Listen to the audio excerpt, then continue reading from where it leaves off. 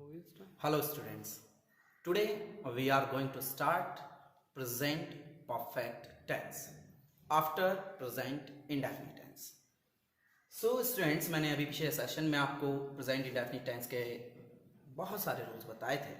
उसी के साथ आज हम स्टार्ट कर रहे हैं अपना present perfect tense. present वर्तमान में perfect होता है स्टूडेंट कार्य का पूर्ण होना. भाई वो तो इस काम में बिल्कुल परफेक्ट है, वो तो लिखने में बिल्कुल परफेक्ट है, वो बोलने में बिल्कुल परफेक्ट है, वो तलवार चलाने में बिल्कुल परफेक्ट है. तो परफेक्ट मतलब जब कार्य का पूर्ण होना पाया जाता है उसे हम परफेक्ट बोलते हैं. तो ये क्या शो करता है? Present perfect tense describes an action. एक एक्शन को शो करता है दैट हैज बीन कंप्लीटेड, जो पूरा हो चुका हो, फिनिश्ड या खत्म हो गया हो बात एक है, या डन या कर लिया गया हो बात एक ही है. जब कोई भी कार्य पूर्ण कर लिया जाता है, पूर्ण कर लिया गया हो, जैसे वह दिल्ली चला गया है, वह दिल्ली चला गया है मतलब काम पूरा हो गया है. मैंने तुम्हें प्रेजेंट इंडेफिनिट और प्रेजेंट कंटीन्यूअस टेंस पढ़ा दिया है, तो यह कार्य पूर्ण हो चुका है. मजदूर ने यह पेड़ काट दिया है, तो वो कार्य पूर्ण हो गया है. ठीक है ना. वह घर जा चुका है, बच्चे किताब पढ़ चुके हैं, सर ने इंग्लिश पढ़ा दी है, हमने सवाल हल कर लिए हैं. ये सब चीजें कहाँ मैनेज करनी है कि इस कार्य पूर्ण हो लिया है. जब कंप्लीट हो चुका हो तो प्रेजेंट परफेक्ट होता है. और जितने भी सेंटेंस मैंने अभी तक बोले हैं आपने देखा होगा, इनके लास्ट में अपने आप ही कि वह दिल्ली चला गया है तो या है आ चुका है, वह बच्चे किताब पढ़ चुके हैं तो चुके है आ चुका है. सेंस भी अपने आप निकलनी शुरू हो जाती है कि किस वर्ड्स पे आके सेंटेंस खत्म हो रहा है, जो एक हमें एक सीरीज दे देते हैं कि अगर इन वर्ड्स के साथ हिंदी में सेंटेंस खत्म हो रहा है तो वो प्रेजेंट परफेक्ट होता है. और अदरवाइज मैंने आपको बता ही दिया है कि it describes an action that has been completed, finished और डन. सो स्टूडेंट्स, मैं आपको इसके रूल्स बता देता हूं. बहुत अच्छा टेंस है, जितने भी कार्य पूर्ण हो जाते हैं, कंप्लीट हो जाते हैं, हम इसी में यूज करते हैं. रूल होता है number 1 use of verb third form, and number 2 for HV यानी हेल्पिंग वर्ब हैज या हैव. सिंगुलर सब्जेक्ट के साथ हैज और प्लूरल सब्जेक्ट के साथ हैव का यूज करते हैं. स्टूडेंट्स आप ध्यान रखें इस बात को. और सिंपल, इसके बाद जस्ट स्ट्रक्चर आ जाते हैं स्टूडेंट्स. एफर्मेटिव सिंपल स्टूडेंट्स, वही सब्जेक्ट हेल्पिंग वर्ब यानी हैज हैव. अब बस एक बात को मन में ध्यान में रखें कि हमें स्ट्रक्चर फॉर्मेट लर्न होना चाहिए. अगर हमारे स्ट्रक्चर फॉर्मेट लर्न है तो हमें कोई भी टेंशन नहीं, सिर्फ दो चीज याद करनी है, हेल्पिंग वर्ब और मेन वर्ब.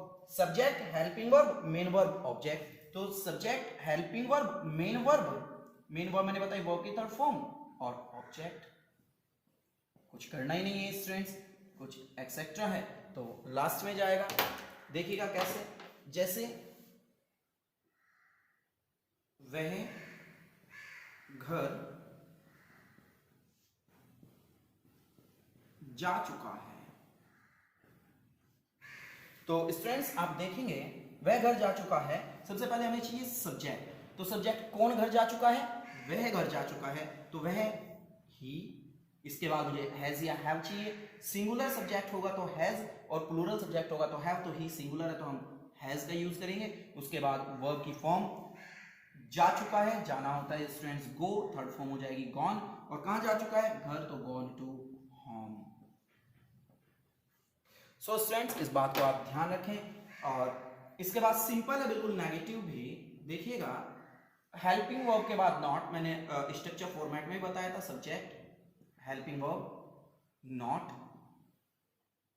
मैंने तो यहां हेल्पिंग वर्ब ही लिख दिया है. आप जानते हैं यहां पे क्या यूज होना है हेल्पिंग वर्ब की प्लेस पे? Object etcetera. So students helping verb की प्लेस पे हम हैज या हैव यूज कर रहे हैं. इस बात को आप ध्यान रखें. तो अगर कोई भी सेंटेंस इस तरह का हमारा है कि उसने साइंस स्ट्रीम नहीं छोड़ी है, उसने साइंस स्ट्रीम नहीं छोड़ी है, तो अगर हमने अभी उसने नहीं छोड़ी है, तो उस कंडीशन में हम क्या करेंगे, सबसे पहले सब्जेक्ट यानी उसने ही, उसके बाद हैज या हैव, सिंगुलर है तो हैज, प्लूरल है तो हैव हैज, उसके बाद नॉट नेगेटिव है, वर्ब की थर्ड फॉर्म लीव की हो जाएगी लेफ्ट, छोड़ना, और क्या नहीं छोड़ा है, science stream, left science stream. So students, इसके बाद इंटरोगेटिव ए टाइप की अगर मैं बात करता हूं तो सिंपल है, हेल्पिंग वर्ब स्टार्टिंग में आ जानी है, तो हेल्पिंग वर्ब यानी हैज या हैव, और उसके बाद वही subject not verb, subject not verb, object etcetera और क्वेश्चन मार्क। सिंपल है स्टूडेंट्स। हम अगर नेक्स्ट सेंटेंस जो इंटरोगेटिव ए टाइप है उसको करें, देखिएगा जैसे क्या उन्होंने फिट करी खरीद ली है, क्वेश्चन मार्क स्टूडेंट्स। तो क्या उन्होंने फिट करी खरीद ली है, तो क्या से स्टार्ट हुआ है, तो हेल्पिंग वर्ब से स्टार्ट होना है। अब मेन बात यह कि हैज आई या हैव आई वो कौन बताएगा, सब्जेक्ट बताएगा। सब्जेक्ट किन्होंने फिट करी खरीद ली है, उन्होंने, तो उन्होंने हो गया हमारा प्लूरल सब्जेक्ट, तो इसलिए हम हैव का यूज करेंगे, और हैव के बाद चाहिए हमें सब्जेक्ट, हमने देखा है भी उन्होंने, तो दे हैव दे। उसके बाद नॉट देखिएगा, इसमें है नहीं तो छोड़ देंगे, वर्ब की थर्ड फॉर्म खरीदने की परचेज्ड या बॉट, BUY की थर्ड फॉर्म होती है बॉट, और क्या खरीदना है स्टूडेंट्स, फिट करिए, bought the alum, ALUM, question mark.